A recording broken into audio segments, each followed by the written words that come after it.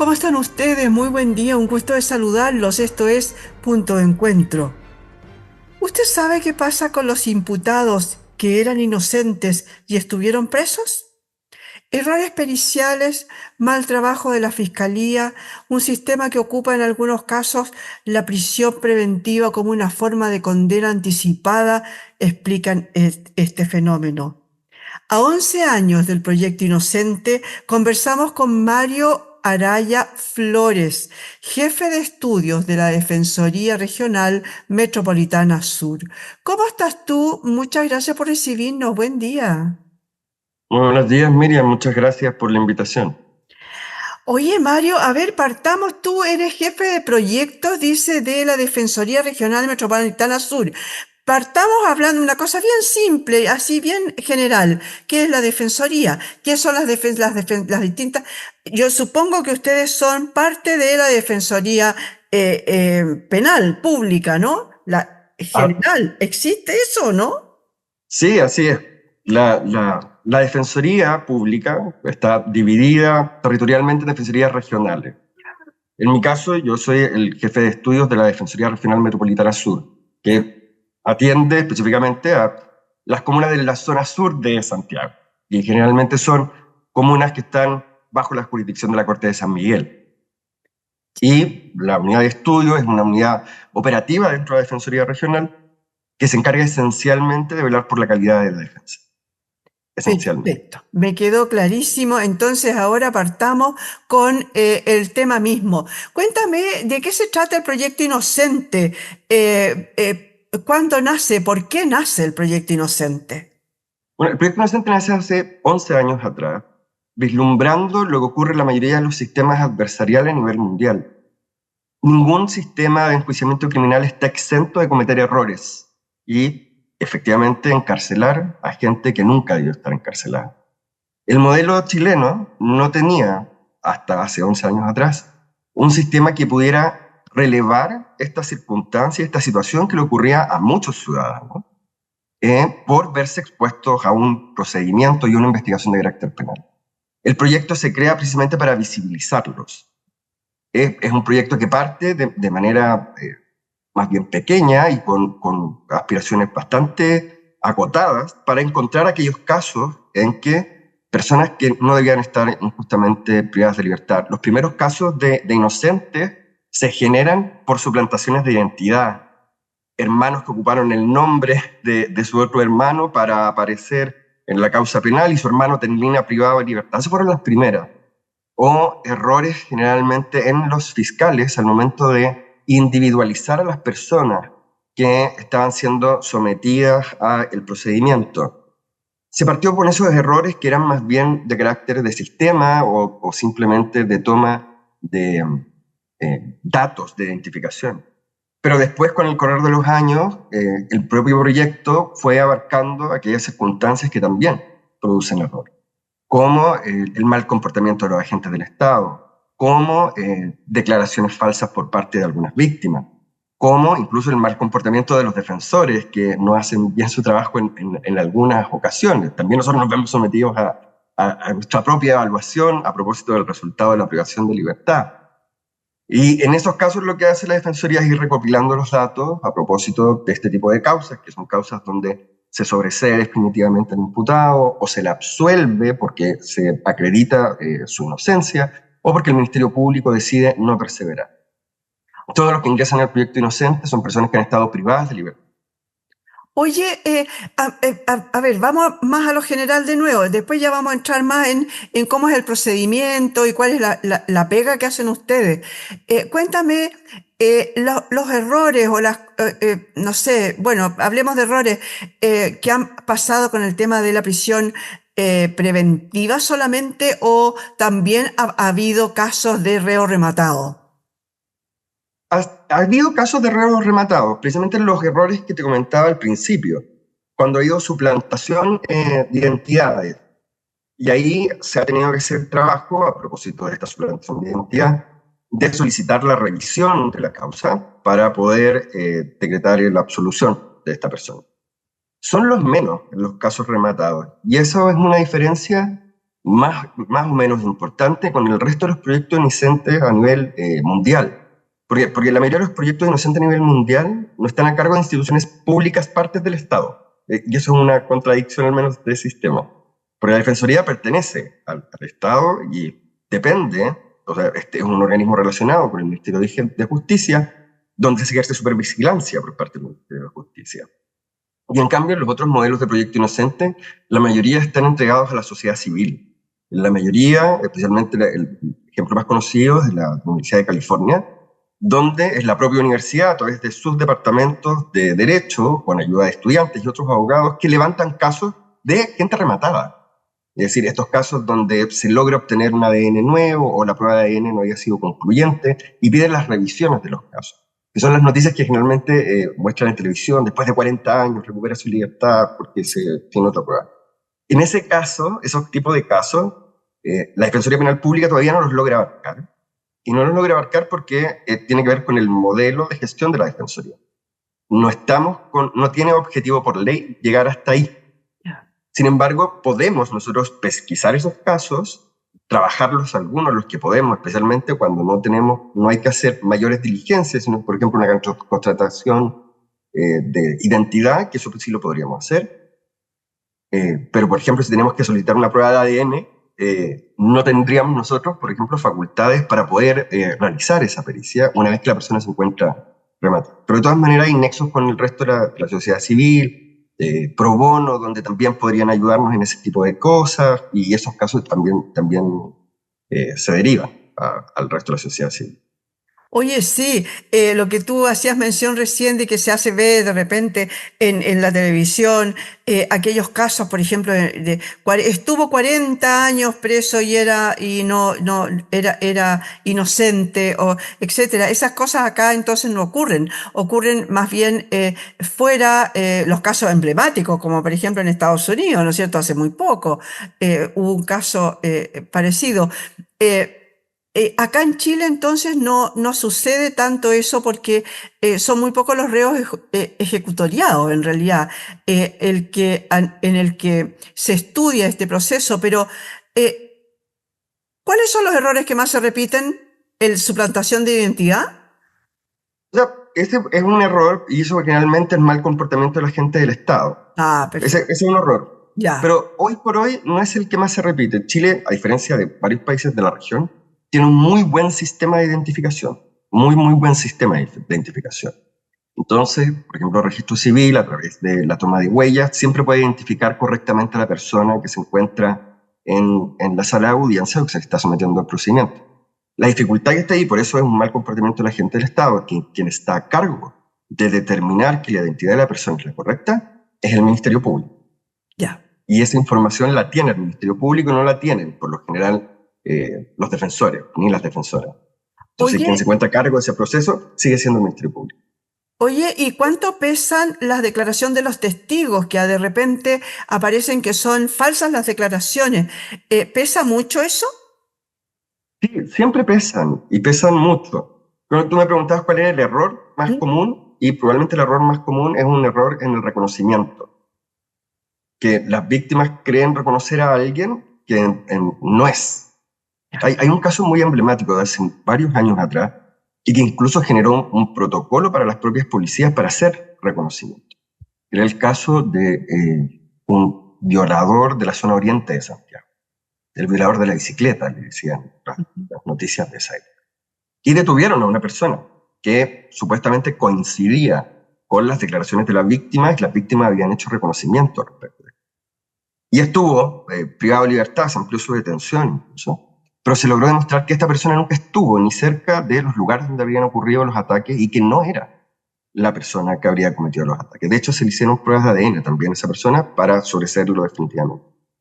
Por ejemplo, ese es el error más común, un error en el reconocimiento de la persona.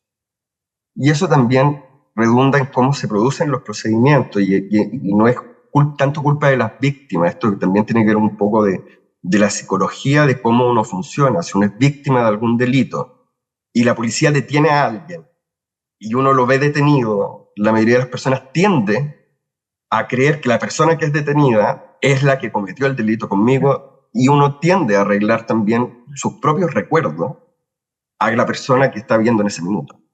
Claro que sí. A ver, además que la memoria, no estamos... A ver, estamos bombardeados por series de televisión en las que vemos que, no sé, una persona con X características, etcétera, era. Pero en realidad la memoria es frágil, nos juega malas pasadas. Creemos que andaba con un polerón gris y no era gris, era, no sé, color ciruela, estoy inventando. Pero la ciencia no es tan así. La ciencia es más categórica. ¿Tenemos ciencia más o menos limitada en la justicia nuestra? Sí, yo creo que, por ejemplo, sobre todo el ámbito de la memoria y la psicología de las víctimas, hay poco conocimiento de se estructura el pensamiento en estos casos. En muy pocos casos se ha hablado a propósito de eso, pero hay poca utilización de ese tipo de herramientas. Ahora, en todos los juicios, más allá de lo que diga el testigo, lo que diga la víctima, siempre esa versión del testigo o la víctima tiene que verse corroborado con otro elemento más de prueba. No es suficiente, al menos en el estándar que tiene de condena el sistema penal chileno, que la víctima simplemente se indica a la persona como el autor. Tiene que haber algo más a propósito de ese tipo de imputación. No podrían condenar a una persona con la sola sindicación de la víctima. Siempre tiene que haber algún otro elemento que le permita al tribunal corroborar que lo que dice la víctima puede ser cierto o está más allá de toda duda razonable de que sea cierto. Claro que Entonces, sí. la declaración por sí sola no tiene el efecto de condena, pero sí puede tener el efecto de privación de libertad. Y lo vamos a Oye, dejar preso por claro. mientras. Oye, a propósito de la privación en libertad, de la libertad en el sentido de la prisión preventiva, ¿cuántos son los plazos máximos de prisión preventiva? Porque de repente han habido casos de, bueno, hay algunos que son bien como casi irrisorios, ¿no? Aquella mujer, por ejemplo, una boliviana, una ciudadana boliviana que detuvieron porque creían que traía no sé qué y resulta que era una cuestión pal pelo. El pelo. ¿No? Traía queratina. Exacto. Bueno, otro que creyeron que era cocaína y era talco para los pies. No sé. Eh, ¿Cuánto es la prisión preventiva más larga que hay? Se puede ir repitiendo, repitiendo, retrasando, retrasando, porque uno ve que de repente hay juicios que se alargan y la persona sigue privada de libertad mientras tanto. Sí, bueno, la prisión preventiva, como está regulada en el código, digamos, Ujú. siempre se pensó que la prisión preventiva era excepcional. Es decir, no se debe recurrir a la prisión preventiva como primera herramienta de medida cautelar en cualquier procedimiento. Así Perdona, estaba. perdona, y sin embargo hoy día se cree que si no queda en prisión preventiva la persona es como la puerta giratoria, ¿no es cierto? Entró, tomaron los datos y chao para afuera y vuelva en 6 meses más que le vamos a hacer, y mientras tanto el tipo sigue delinquiendo, pero te interrumpí, perdona. Pero es que tienes todo un punto, porque ahí, y eso explica por qué se dispara la prisión preventiva durante, yo creo, los últimos 3 años. Ha sido un proceso de escalada monumental. Pero la prisión preventiva debe ser la última medida que debiese ocupar el tribunal para poder vincular a una persona a un procedimiento. El procedimiento de investigación en nuestro procedimiento penal no debe durar más de 2 años. Ese es el procedimiento de investigación. Tiene un Ah, pero plazo máximo legal. igual es harto. Ese, 2 años es muchísimo tiempo. Es muchísimo tiempo. Sin embargo, hay procedimientos que se han extendido por más de 2 años. Causas muy, muy complejas y muy grandes se han extendido esos procedimientos de investigación por muchísimo más tiempo.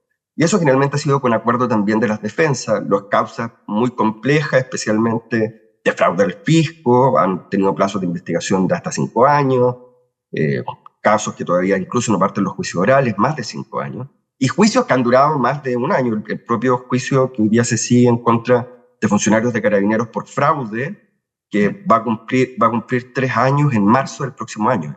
Una locura, 3 años de juicio, ni siquiera de investigación. Bueno, ninguna prisión preventiva debiese durar más de 2 años.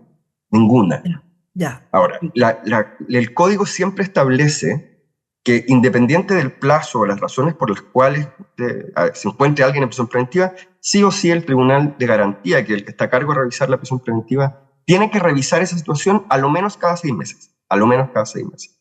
Nosotros como Defensoría lo hacemos siempre que tenemos antecedentes nuevos y por lo general las prisiones preventivas nosotros las revisamos cada 3. Y a propósito de este aumento sostenido de prisiones preventivas, desde hace unos 3 años se disparó. Estos datos lo ha dado el Ministerio de Justicia en incontables foros y entrevistas, y nos ha aumentado por lo menos en 10.000 presos a nivel nacional en prisión preventiva, sin condena. 10.000 personas en 2 años, 3 años, lo que implica una sobrecarga del sistema bastante importante. Y como tú bien decías, hay una impresión a nivel de ciudadanía, y probablemente porque no hemos sido capaces nosotros de explicar cómo funciona el procedimiento, que si no queda privado de libertad en la audiencia y formalización cuando es detenido, es impunidad. Aquí no pasó nada, el Estado no funciona, la gente hace lo que quiere, va y vuelve. Pero lo que no se entiende y lo que está detrás es que para privar de libertad a alguien tienen que haber increíblemente buenas razones. Ahora, esa aguja se ha movido a mejor lo voy a dejar preso y voy a evitar algún tipo de crítica sobre los hechos. Pues nosotros vemos que ahora hay gente que no tiene antecedentes penales, y sea por su situación migratoria irregular, por ejemplo, o porque el delito puede ser particularmente grave, terminan privados de libertad. Y sin embargo, al correr del tiempo la investigación, son condenados, pero su pena la van a cumplir en libertad igual. Claro. Entonces, solamente un efecto de sobreutilización de una medida que debiese ser excepcional. Claro que sí. Oye, no quiero que se nos vaya el tiempo sin que me digas, a ver, ¿existe algún tipo de reparación psicológica o pecuniaria? ¿Cómo les llegan a ustedes los casos? ¿O ustedes los buscan? ¿Ustedes tienen una página donde la gente dice, expone aquí su caso, cuéntanos cómo te podemos ayudar, etcétera? Cuéntame un poquito de la parte administrativa, digamos, de ustedes. Administrativa, esto. Todos los defensores tienen los criterios de qué causas pueden ser consideradas como proyecto inocente, claro que te decía en un comienzo. Que sean absueltos, que sean sobreseídos, que el Ministerio Público no haya perseverado en su persecución penal y que hayan estado privados de libertad por la tramitación de la causa. La mayoría es gente en prisión preventiva que puede haber estado entre 15 días, 1 día, 2 días y hasta años. Cualquiera de esas alternativas nos permite incluir en el proyecto inocente. De eso se recopilan los antecedentes, especialmente la sentencia, la forma en que fueron absueltos, y se explica el caso. Nosotros tenemos una página, que es proyectoinocentes.cl, donde están 77 casos de la Defensoría Penal Pública que se pueden resolver. También en esa página entiendo que se puede también comunicar con la Defensoría si es que fueron parte, porque incluso no todos los casos los ve la Defensoría, incluso hay algunos de defensas privadas, que también están incluidos ahí. Y la forma de reparación sí es un tema al debe en el sistema penal chileno, porque para que el Estado indemnice necesita haber un grave error judicial. La regulación constitucional de esto es muy, muy, muy exigente. Pide casi que lo haya hecho el tribunal de mala fe, queriendo hacer el daño. Ya. Y eso es muy complejo de acreditar porque es un estándar muy, muy alto. Lo que se ha hecho es, al menos a nivel de indemnización, porque atención psicológica no hay, a menos que sea privada o se busque por fuera, el Estado no tiene esa obligación de reparación por el momento, ha sido intentar demandas en contra del Ministerio Público. Y por esa vía sí se han logrado indemnizaciones más allá de demandar al Estado propiamente tal. La Defensoría no tiene facultades de demandar patrimonialmente al Estado. Tenemos, de hecho, una prohibición de litigar contra el Estado. Y eso se ha resuelto esencialmente con alianzas público-privadas, en este caso especialmente Fundación Pro Bono, donde Fundación Pro Bono hay muchos estudios jurídicos que entregan horas de trabajo de sus propios abogados a trabajar estas causas. Entonces, Fundación Pro Bono se encarga de la representación de las personas que fueron víctimas o fueron parte del proyecto inocente para que puedan obtener algún tipo de reparación, al menos patrimonial. O sea, en realidad quedan absolutamente ahí. Bueno, ustedes ayudan en el sentido de lograr la excarcelación, ¿no es cierto? Y de que los exculpen pero el descrédito, tampoco ni siquiera hay un algo en el sentido de pedir disculpas. Algo no. No, Nada, no hay nada, nada de eso. nada. No hay, ahora, esto es porque el modelo es así, pero nada impide que podamos avanzar hacia un modelo de reparación en estos casos, como en otros países. También hay modelos de reparación cuando hay errores judiciales de este tipo, donde el Estado está obligado también a reparar a la persona que injustamente se vio sometida al proceso, porque es una actuación del Estado que le produce un perjuicio, y eso se puede regular. Y es posible avanzar hacia allá. Así como existen regulaciones en otros países donde las víctimas de delitos también reciben una Claro. indemnización por haber sufrido un delito. En el área europea funciona de esa manera, dependiendo del tipo de delito, usted recibe cierto tipo de indemnización, porque el Estado a lo mejor falló en darle las medidas de seguridad pertinentes para que no sea víctima de ese delito. Hay un sistema de seguro que funciona. Lo mismo se puede hacer también con las personas que han estado injustamente privadas de libertad y evitar todo este transitar complejo con falta de atención estatal para estas personas que fueron víctimas también de la actuación del propio Estado.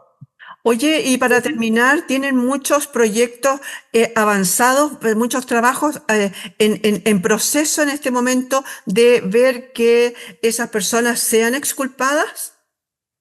En este minuto las que hemos tenido, porque al final uno puede decir si esto es película inocente una vez que tengamos una sentencia que lo absuelve, porque el Ministerio Público decide sobre ser. Al menos en la Defensoría Regional en la que yo trabajo tenemos 3 que estamos terminando de evaluar para poder enviarlo. Uno es bien importante porque era un delito muy grave, era un delito de incendio, la persona estuvo privada de libertad hasta el juicio y se logró acreditar en el juicio que quien había cometido el incendio era una persona que era coja, porque salió el video donde se veía a esta persona que era coja y el imputado no era cojo. Entonces, básicamente fue esa la razón y lo mantuvieron preso casi 1 año y medio, para terminar absolviendo y se acreditó que él no era la persona que había cometido el delito. Por lo menos nosotros tenemos 3 que estamos evaluando si se dan todos los requisitos para poder enviarlos al proyecto de la Defensoría Nacional. Perfecto. Oye, muchas gracias, Mario, por haber estado con nosotros. Nos faltó muchísimo tiempo porque había harto más rato que conversar, pero de algunos casos emblemáticos acá en Chile también. A lo mejor tú también tienes ahí dentro de la Metropolitana Sur algún caso que haya sido muy, bueno, el que nos acabas de comentar así un poco como a la pasada, ¿no? Así que bueno, te doy las gracias, pero se nos terminó el tiempo. Bueno, gracias Miriam, te insisto por la invitación. Siempre me agrada hablar de estos temas que son poco conocidos. Oye, sí, pues muy poco conocido en realidad el tema del proyecto Inocente. La verdad que yo no tenía idea que existía. Muchas gracias por haber estado hoy día con nosotros. Gracias Miriam, que estés muy bien. Igualmente, conversamos con Mario Araya Flores, jefe de estudios de la Defensoría Regional Metropolitana Sur, sobre este tema tan controvertido, ¿no? El tema de la prisión preventiva y de cuántos inocentes a lo mejor están presos o estuvieron presos siendo inocentes. Muchas gracias por haber estado hoy día en este punto de encuentro.